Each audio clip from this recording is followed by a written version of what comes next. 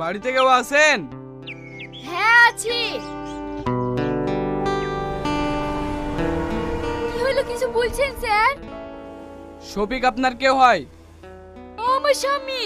কেন, ওর কিছু হয়েছে নাকি স্যার? না না, কিছু হয়নি। শফিক ইন্টারভিউ দিতে গিয়েছিল না, উনি সিলেক্ট হয়ে গেছে। এটা খুশির খবর। আব্বা মা, আপনারা তাড়াতাড়ি বাইরে আসেন।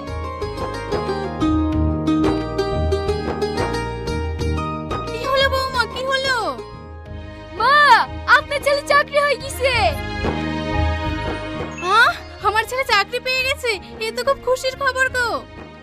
যাক, এতদিন পর আমার ছেলে মনের আশা পূর্ণ হলো। না না, আপনারা ভুল ভাবছেন। এখনো আপনার ছেলে মনের আশা পূর্ণ হয়নি। এখন ট্রেনিং চলছে, কিছুদিনের মধ্যে চাকরি হয়ে যাবে। তার জন্য আমাকে শফিক পাঠিয়েছে। শফিক পাঠিয়ে